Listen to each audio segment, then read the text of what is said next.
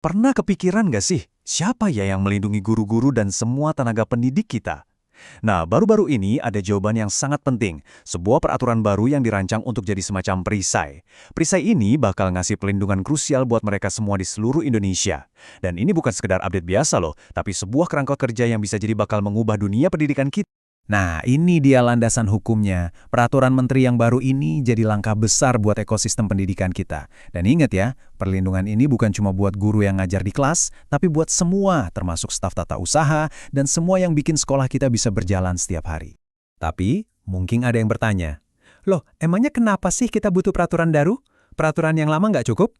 Nah, sebelum kita bedah isinya, penting banget buat kita paham dulu masalah apa yang mau diselesaikan oleh peraturan ini. Intinya gini deh. Aturan lama dari tahun 2017 itu udah nggak relevan lagi. Zaman udah berubah, tantangannya juga makin kompleks. Kita bicara soal hal-hal kayak perundungan siber atau tuntutan hukum dari orang tua yang makin sering terjadi. Nah, peraturan baru ini dirancang untuk jadi perisai yang lebih kuat, lebih jelas, dan benar-benar menjawab kebutuhan para pendidik di era sekarang. Oke, ini dia agenda kita. Kita bakal mulai dari konsep perisai itu sendiri, terus kita bedah 4 area perlindungan utamanya, kita cari tahu siapa yang bertanggung jawab, gimana cara minta bantuannya, dan apa yang bakal terjadi selanjutnya. Yuk, langsung kita mulai aja. Jadi, apa aja sih isi dari perisai baru ini? Gampangnya, peraturan ini punya 4 pilar perlindungan utama. Nah, kita bakal bedah satu persatu sekarang. Yang bikin peraturan ini luar biasa itu cakupannya yang komprehensif banget. Ada 4 pilar utama, perlindungan hukum, perlindungan profesi, perlindungan keselamatan dan kesehatan kerja, dan bahkan perlindungan hak kekayaan intelektual. Yuk kita lihat lebih dalam. Pilar pertama, perlindungan hukum. Ini bukan sekedar istilah keren ya, ini artinya perlindungan yang beneran dari kekerasan, ancaman, atau perlakuan yang nggak adil. Dan yang paling penting, perlindungan ini mencakup ancaman dari berbagai pihak, bisa dari murid, orang tua, bahkan dari sistem birokrasi itu sendiri. Nah, di sini definisi kekerasan itu diperluas banget, nggak cuma soal fisik. Seperti yang bisa kita lihat, ini mencakup kekerasan psikis kayak perundungan, kekerasan seksual, dan, ini yang paling menarik, bahkan kebijakan atau aturan sekolah yang merugikan pun bisa dianggap sebagai bentuk kekerasan. Ini benar-benar mengubah cara kita memandang keamanan di lingkungan pendidikan. Selanjutnya, ada perlindungan profesi. Ini intinya soal keamanan karier. Para pendidik sekarang dilindungi dari pemecatan yang semena-mena, gaji yang nggak layak, atau bahkan kalau mereka dibatasi untuk menyampaikan pendapat profesionalnya.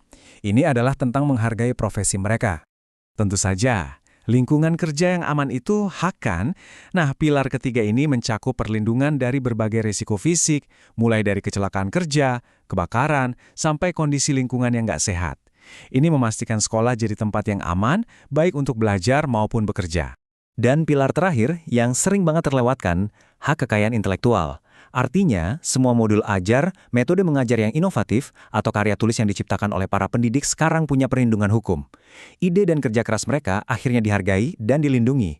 Oke, kita udah tahu bentuk perlindungannya apa aja. Sekarang pertanyaannya, siapa yang bakal menegakkan semua ini? Siapa yang jadi motor penggeraknya? Yuk kita lihat strukturnya. Jawabannya adalah Satgas Perlindungan. Ini adalah sebuah tim khusus yang bakal jadi ujung tombak implementasi peraturan ini.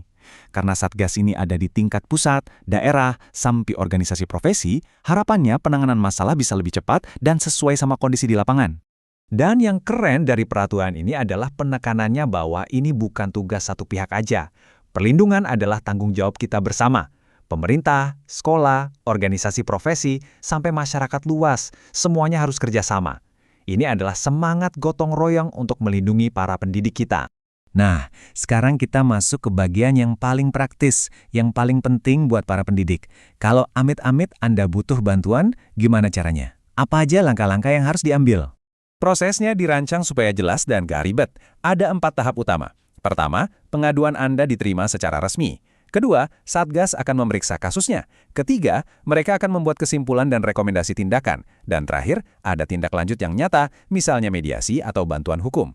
Semuanya dibuat terstruktur. Coba perhatikan lini masa ini, karena disinilah letak kekuatannya. Ada mekanisme eskalasi yang cepat. Kalau laporan Anda nggak ditanggapi dalam waktu 3 hari kerja, Anda punya hak untuk membawanya ke tingkat yang lebih tinggi. Ini adalah sistem yang dirancang untuk menciptakan akuntabilitas, jadi nggak ada lagi laporan yang diabaikan. Oke, kita udah bahas peraturannya apa, cara kerjanya gimana. Sekarang, mari kita lihat ke depan.